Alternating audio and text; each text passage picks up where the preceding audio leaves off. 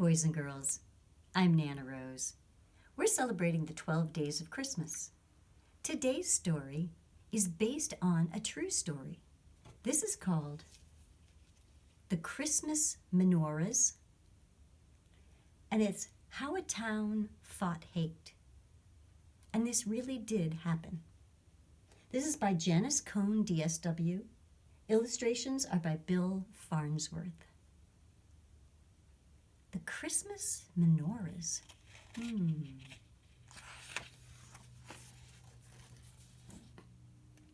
This book is dedicated to Isaac Schnitzner, Teresa Hanley and their families, and to Wayne Inman, Margaret MacDonald, Richard Keith Torney, and the other courageous people of Billings who reminded me of the power of goodness. J.C. And for my mother, Gloria, B.F. The Christmas Menorahs, How a Town Fought Hate. I will read this introduction because I think it's very important for you to know this. Acts of hatred and prejudice have always been with us. So too have individuals who refuse to accept such acts and are determined to resist. Occasionally, a whole community joins together to fight against bullies and bigots. People act knowing there is risk because, quite simply, it is the right thing to do. This is what happened during the holiday season of 1993 in the town of Billings, Montana. A stranger walking down Billings' pleasant streets would have no way of knowing that extraordinary things happened there. Events were themselves inspired by people in another place and another time over half a century ago. What gives people the courage to fight against hatred and the wisdom to understand just how important that fight is? What causes such communities to draw together when faced with acts of bigotry and violence, while others' communities split apart? In Billings, it was a combination of factors, including a family who, having been victimized by skinheads, eloquently spoke out and refused to be intimidated. A police chief who understood the seriousness of hate crimes, even minor ones, and was determined that they would not be tolerated under any circumstances. A lay church leader who remembered a story she had heard as a child, which she then used to help inspire her community. Clergy of all faiths who were committed to genuinely practicing what they preached. A newspaper which sought out and published the truth about local hate crimes, and then used its editorial pages to urge the community to take a principled stand. Town residents of many different races, religions, and backgrounds who were willing to fight for a basic value despite threats of violence. The people of Billings don't consider themselves heroes or special or unique in any way. What happened in Billings, they point out, could happen in any town. Yes, any town, and every town.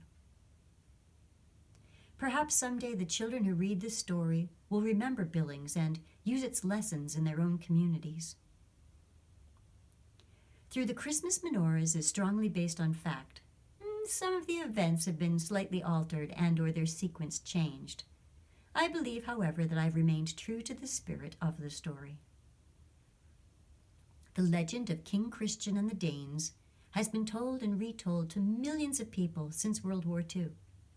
In fact, the Danish Jews were never ordered to wear the Star of David after the Nazi occupation, in part because there was little anti-Semitism in Denmark, and the Nazis knew the Danes and their good king would never cooperate.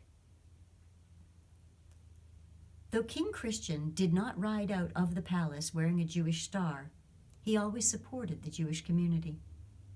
The Danish people themselves took great risks in hiding the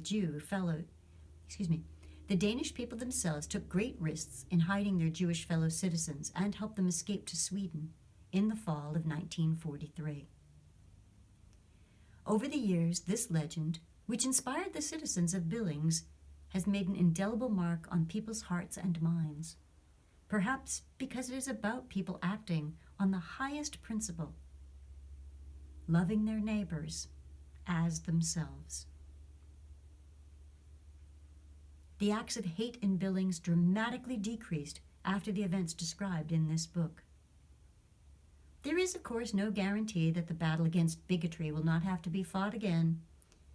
But for now, the haters are mostly quiet, aware that they will receive no hospitality from this ordinary, special town. The author Janice Cohen wrote that in 1995. Now let's get on to the story.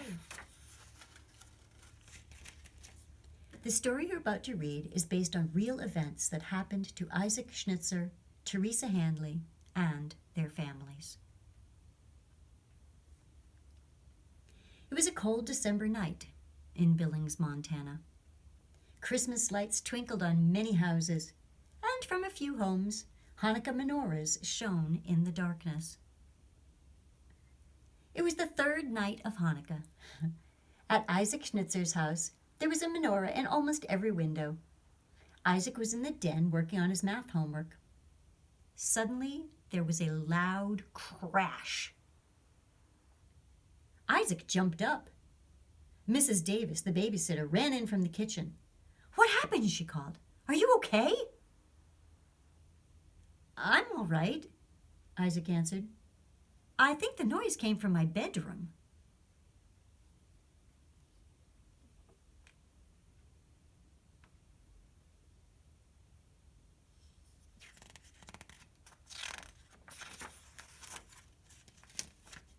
Isaac and Mrs. Davis headed down the hall. When they opened the door to Isaac's room, they felt a rush of icy air. Isaac flipped on the light, and they saw what had happened. The big front window was shattered. The electric menorah that had been on the windowsill was lying on the carpet, still glowing. Pieces of glass covered the floor, and on Isaac's bed was a big rock. "My goodness!" exclaimed Mrs. Davis. "Someone threw a rock through your window." Isaac rushed to the window and looked outside. The street was quiet. Whoever had thrown the rock was gone. "Who did it?" Isaac asked. "Why would someone do this?" "I don't know," said Mrs. Davis, shivering. She quickly pulled down the blinds and unplugged the menorah. "Isaac, I think we should call your parents. Let's go to the kitchen and find the phone number they left us." Isaac nodded. It was very cold in his room, and suddenly he didn't want to be there. What if he'd been in bed when the rock came flying through?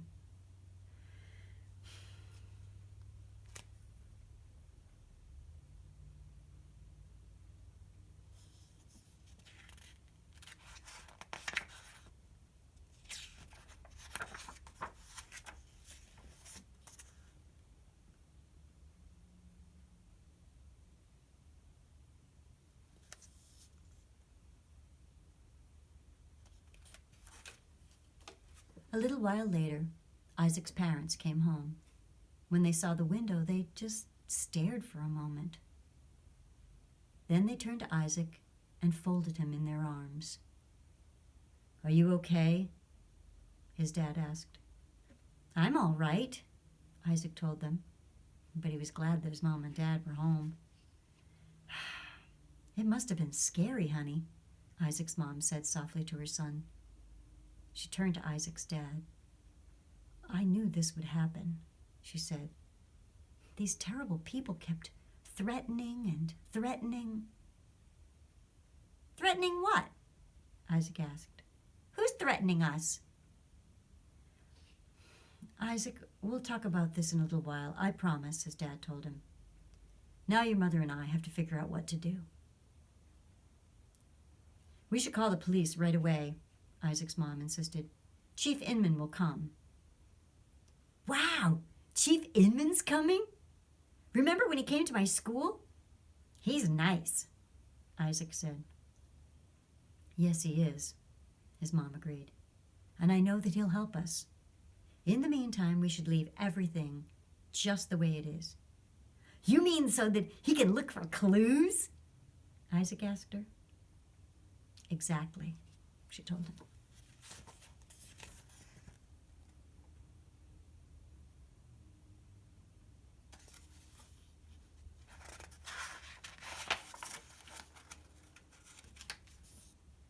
Isaac was the first to see Chief Inman as he came up the walk, and he ran to greet him at his door. His parents followed close behind. Thank you for coming so quickly, Isaac's mom said. The police chief was wearing his uniform. Isaac couldn't help staring at the gun in the holster on his belt. Isaac, your mom and Mrs. Davis and I need to talk to Chief Inman alone for a while, his dad told him. Aw, Dad, Isaac said, can't I stay? Not this time, his dad answered, but we'll call you before Chief Inman leaves. Yes, said the chief. I'll need you to tell me exactly what you heard and saw.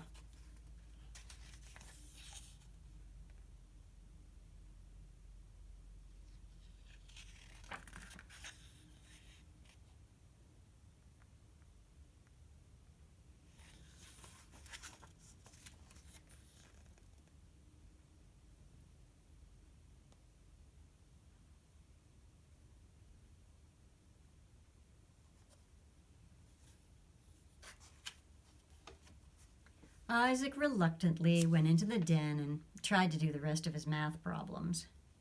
But he just couldn't. Finally, he closed his books, crept down the hall, and listened outside the living room.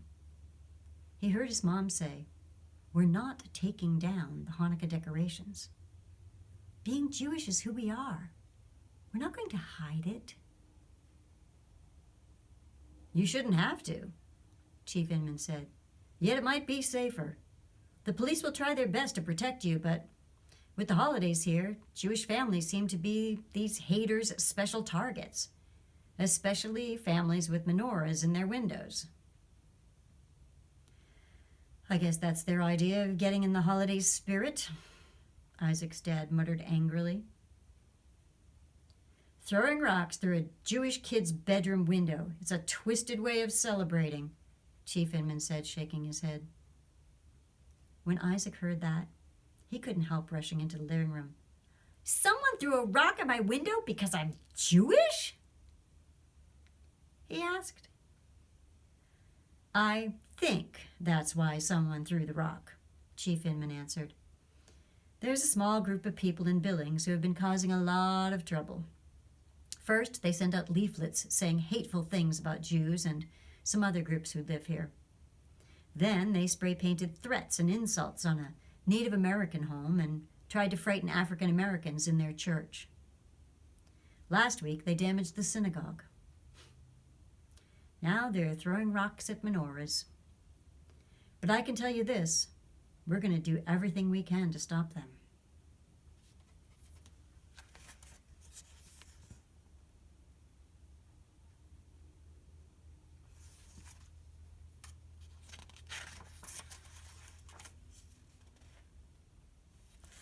Are you going to shoot them?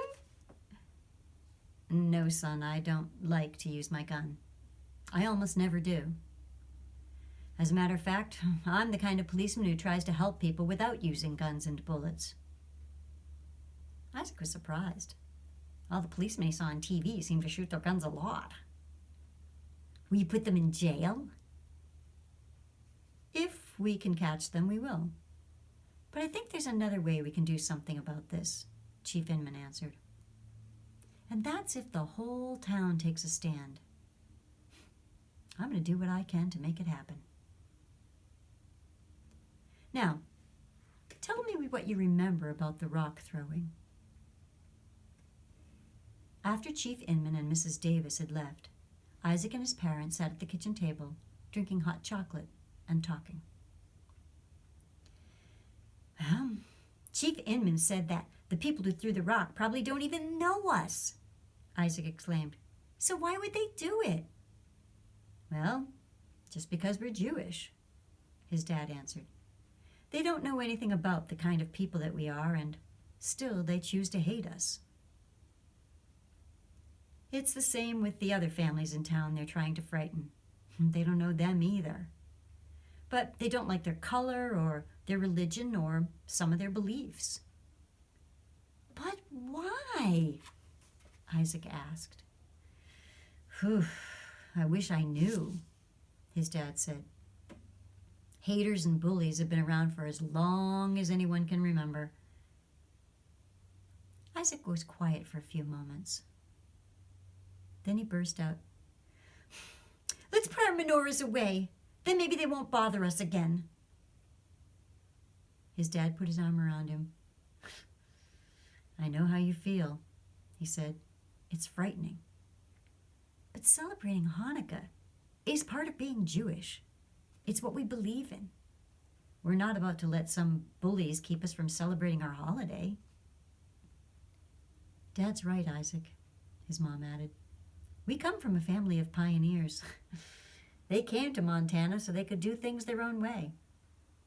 In a sense, I guess, we're pioneers too. But I don't want to be a pioneer, Isaac protested. I want to be just like everyone else. Sticking up for a belief is never easy, his dad said. But we're not alone. A lot of people in this town, all kinds of people, are really angry at what these haters have been doing. And we're going to fight back. For one thing, Mom's decided to get in touch with the local TV stations. She wants to be interviewed so she can tell everyone in Billings what happened to us and ask people to help. Mom's going to be on TV? Really? Isaac asked excitedly. You know Mom, his dad said. When something happens that she thinks is wrong, she speaks her mind. Isaac rolled his eyes. Yeah, that's Mom, all right. The next day, a television reporter and cameraman came to the Schnitzers' home. As the camera rolled, Isaac's mom explained what had happened the night before and spoke about the acts of hatred toward other people in Billings. Then she showed the reporter and cameraman Isaac's bedroom. Earlier, police detectives had come to take pictures and look for clues, so nothing had been moved. That evening, Isaac was excited to see his room on the news. But he felt kind of funny, too. He had slept in his parents' bedroom the night before, but tonight he would be back in his own room again. Would he be safe? The Hanukkah decorations were still up in all the other rooms. Were still up in all the other windows, but he hadn't put his menorah back yet, and he wasn't sure he wanted to. What if someone threw another rock? He talked about this with his parents as they finished cleaning up his room. The broken window had been repaired, and Isaac's bed had been moved away from the window. Well, we're going to do everything we can to protect you, Isaac, his mom reassured him. Chief Inman has arranged to have the police keep a careful eye on our house, and our neighbors have promised that they're going to do the same.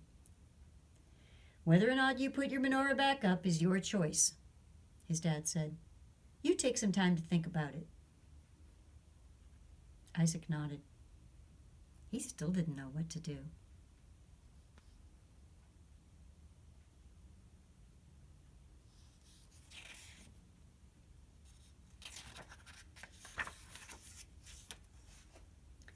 Many people in Billings saw Mrs. Schnitzer on TV and had read about what was happening in the town newspaper.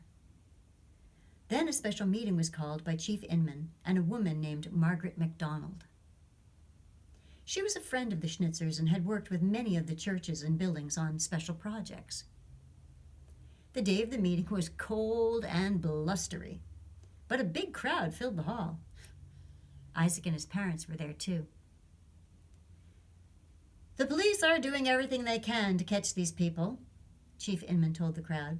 But it's important that we take a stand as a community. We have to show that an act of hate against even one person in Billings is an act of hate against all of us. I have an idea, said Mrs. MacDonald. I've been thinking about a story my parents told me when I was a child. It's about what happened in Denmark during World War II. It was so inspiring, I never forgot about it. This is what I remember.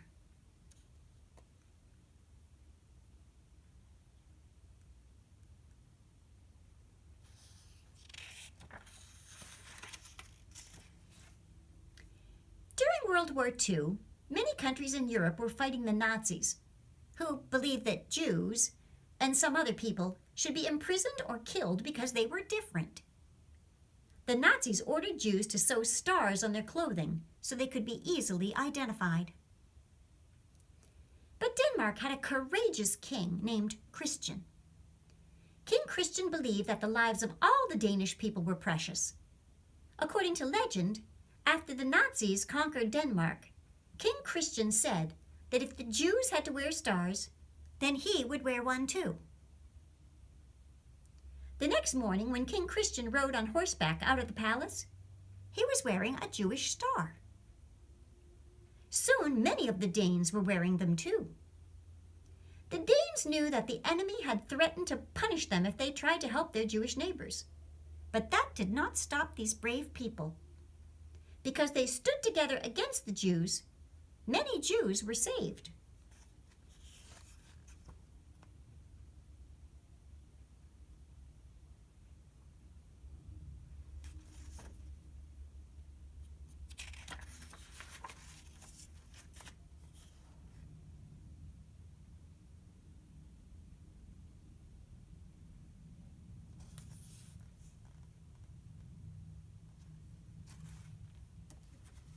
The Schnitzers have been urged to take down their menorahs so they won't be a target.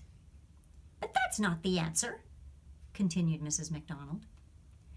What if the rest of us were told to take down our Christmas trees and lights because people might throw rocks at us for being Christians? I say let's take a stand like the Danish people did. Let's all put up menorahs. Great idea, said Reverend Turney, who was the minister at the First Congregational Church. I'll speak to the other religious leaders who couldn't come to the meeting tonight. Then we'll talk to our congregations. But where can we get menorahs? Someone asked. I think I have a solution, Reverend Turney answered. Our Sunday school just had a lesson about Hanukkah, and we handed out pictures of menorahs to all the children. We'll make copies of the picture, and the churches can help distribute them throughout the town. Let's do it, called out Becky Thomas, a neighbor of the Schnitzers. Lots of others in the crowd shouted their agreement. Reverend Turney smiled. The plan might just work. The day after the meeting, Isaac's class talked about what had happened to Isaac and his family. Isaac's teacher, Mrs. Pearson, had asked Isaac to bring in his menorah and to explain why his family celebrated Hanukkah. His friend Teresa Hanley had never seen a menorah. What are the candles for? She asked. So Isaac told the class the story of Hanukkah.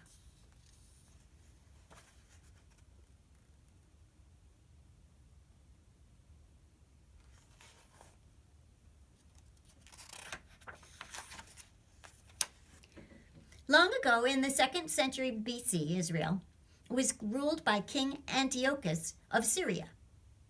He decreed that the Jews could no longer practice their religious traditions.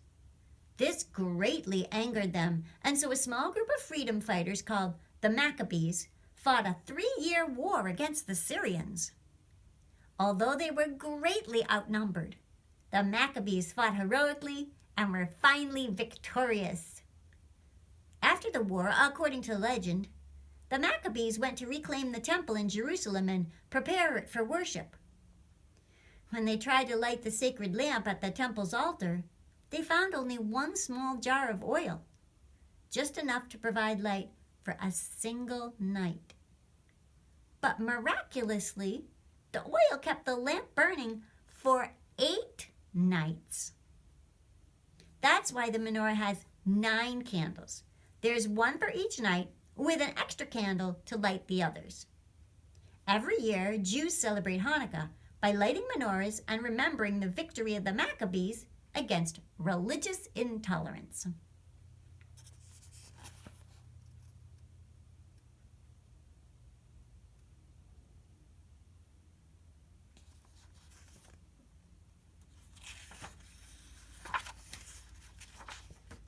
That's a wonderful story, said Mrs. Pearson. Some bullies just threw a rock in the window where I had my menorah, Isaac blurted out, just because I'm Jewish. Were you scared? Jonathan wanted to know. Maybe a little, Isaac admitted. That was a hard thing to have happen to you and your family, Mrs. Pearson said. I read about it in the Billings Gazette, and so did the other teachers. We're all very sorry and angry. Like Isaac said, Hanukkah celebrates the fight for religious freedom. The truth is, people have to fight this battle over and over again. We're doing it now in Billings. Has anyone else in this class ever been picked on for being different? Or do you know someone to whom that has happened? I know someone, Teresa volunteered.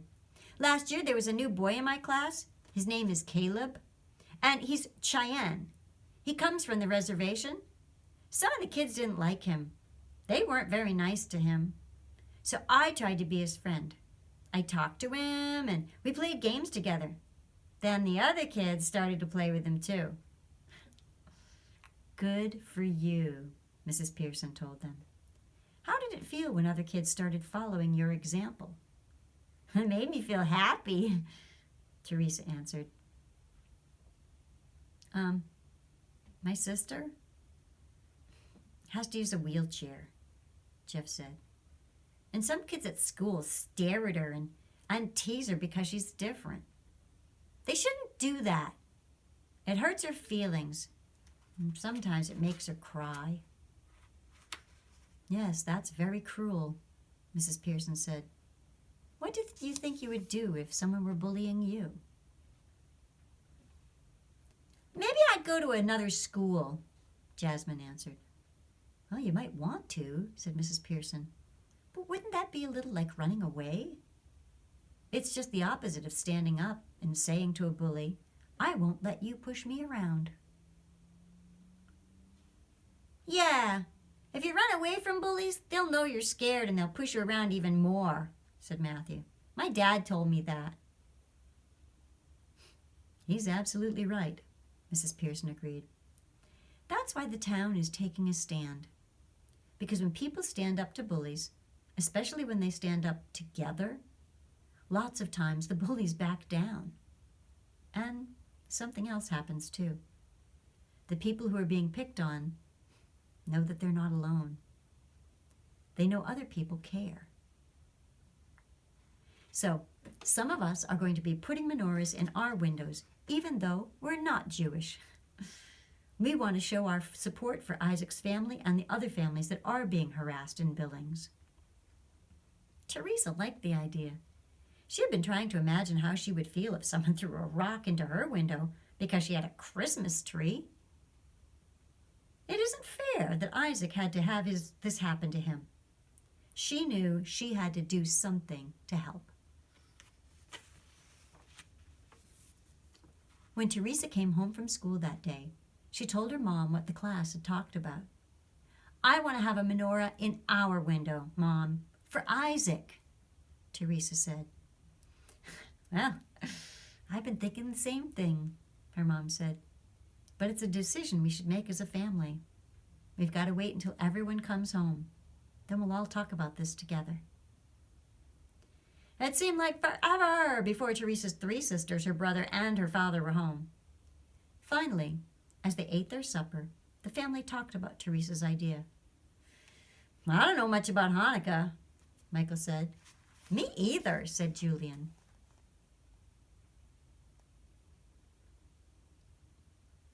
So this is his classmates' family all sitting down to dinner.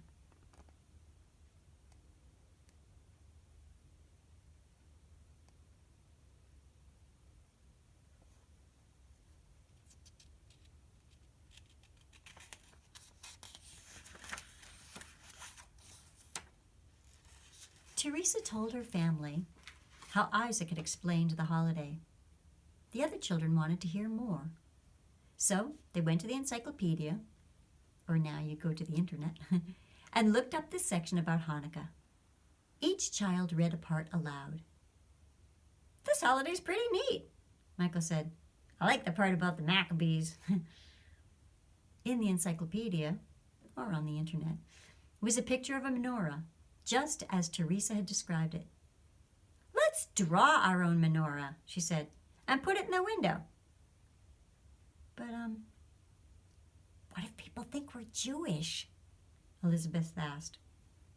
So what if they do? Michael said. We could get a rock thrown through our window, that's what, said Elizabeth nervously. Or maybe something worse. We would be taking a risk, Mr. Hanley said. But some risks are worth it. People shouldn't be treated this way. What if this happened to us? Wouldn't we want people to help? Count me in, Michael said. I'll do it, said Elizabeth. Julian and Kathleen agreed too. Think of it like this, said Mrs. Hanley. We never did like our living room windows much anyway. The family laughed, but they knew what they would do. Mom, Isaac called out as he walked in the door after gymnastics. My friend Greg told me that the Catholic high school put a big sign in their window that said, "Let's try to get along." And someone threw a brick at it and smashed the window in a zillion pieces. Yes, I know, his mom answered. I was just at a meeting about it. As usual, those cowards did their dirty work in the dark so they couldn't be seen. Thank goodness the school was empty and no one was hurt. Is the school mad at us? Isaac asked her. Honey, why would the school be mad at us? If they're mad at anyone, they would be mad at the person who threw the brick, his mother said. But they're sort of doing this for us, and now their windows got smashed. Isaac's mom thought for a moment before she answered. Yes, Isaac. They're doing this for us, and for the other families that these haters are trying to scare. But they're doing it for themselves, too. They're trying to make Billings a better place to live, for everyone. Then Isaac's mom had an idea. Don't take your coat off. We're going to go take a drive. Where? Isaac asked, surprised. It was almost time for dinner. You'll see. It was getting dark as Isaac and his mother began to drive slowly through the neighborhood.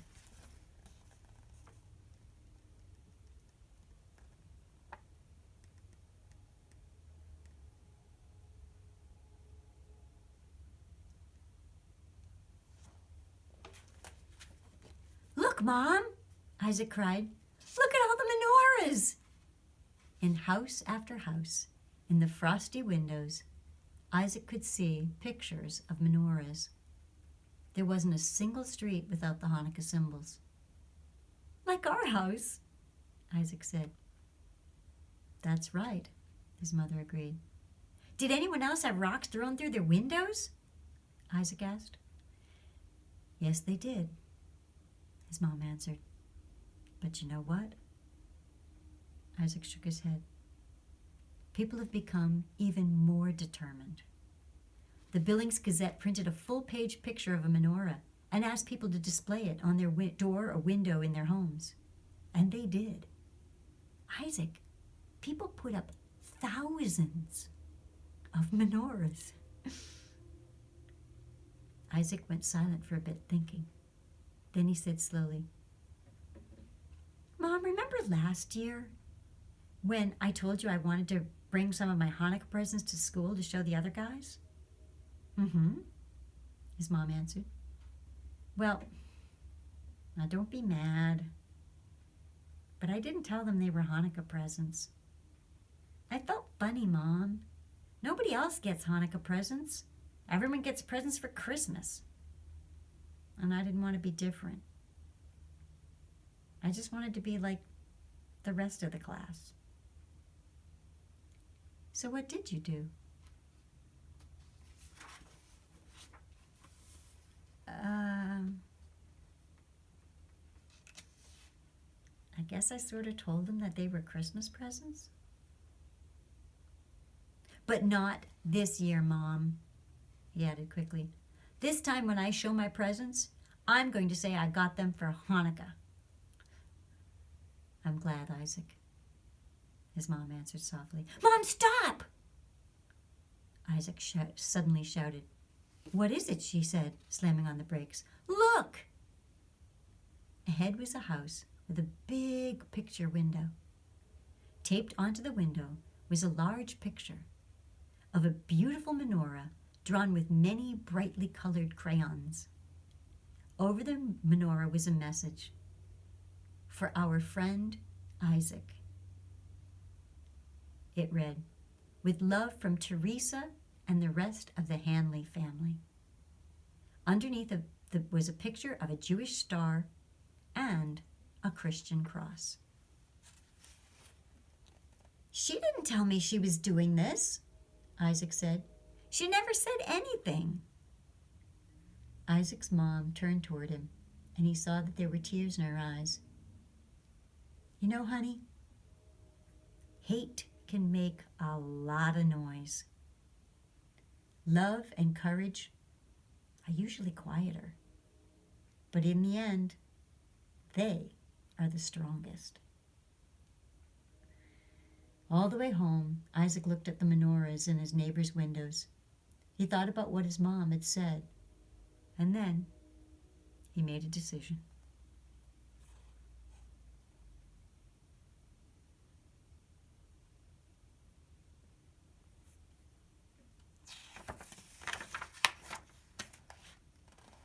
The next day was gray and gloomy, but in the evening, a warm, inviting light shone from Isaac's bedroom.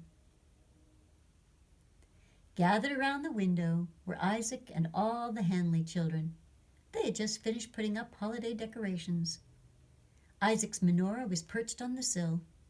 Each branch was brightly lit and shone on the sign which had been hung across the length of the window. Happy Hanukkah to everyone in Billings. The sign read, with love, Isaac.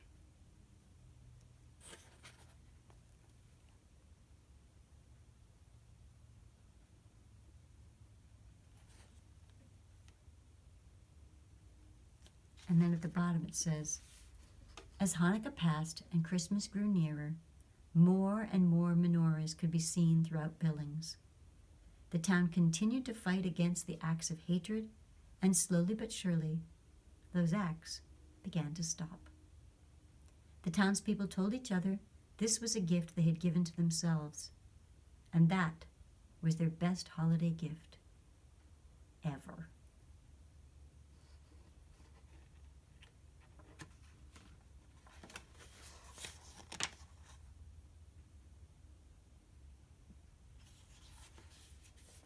And the back page says,